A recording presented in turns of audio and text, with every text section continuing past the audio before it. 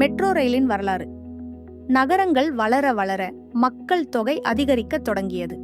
சாலைகள் நெரிசலாகி ஒரு இடத்திலிருந்து மற்றொரு இடத்திற்கு செல்லுவது மிகவும் சிரமமானதாக மாறியது. இதற்கு தீர்வாக ஒரு புதிய போக்குவரத்து முறையை மனிதன் கண்டுபிடித்தான். அதுதான் மெட்ரோ ரயில். மெட்ரோ ரயிலின் வரலாறு 1863ஆம் ஆண்டு லண்டன் நகரத்தில் தொடங்கியது. அப்போது உலகின் முதல் அடிநில ரயில் சேவை ஆரம்பிக்கப்பட்டது. இந்த திட்டம் நகர போக்குவரத்தில் ஒரு பெரிய மாற்றத்தை ஏற்படுத்தியது.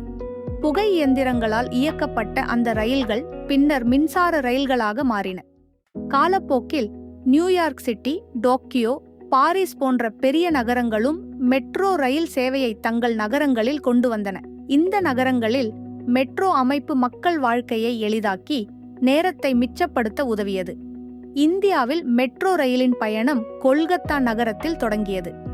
1984ஆம் ஆண்டு இந்தியாவின் முதல் மெட்ரோ சேவை இங்கு தொடங்கப்பட்டது. அதன் பிறகு டெல்லி, பெங்களூரு, ஹைதராபாத் போன்ற நகரங்களில் மெட்ரோ சேவை விரிவடைந்தது.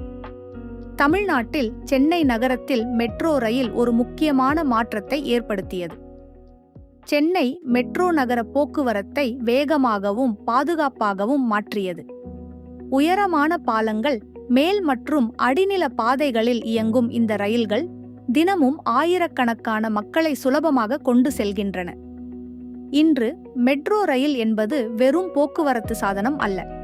அது ஒரு நகரத்தின் வளர்ச்சி, நவீன தொழில்நுட்பம் மற்றும் மனித உழைப்பின் சின்னமாக உள்ளது.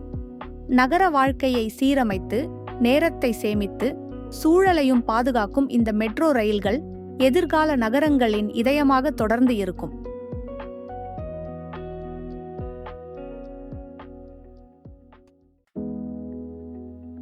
இது போன்ற வீடியோக்களை பார்த்து ரசிக்க நமது சேனல்ல சப்ஸ்கிரைப் செஞ்சுக்கோங்க.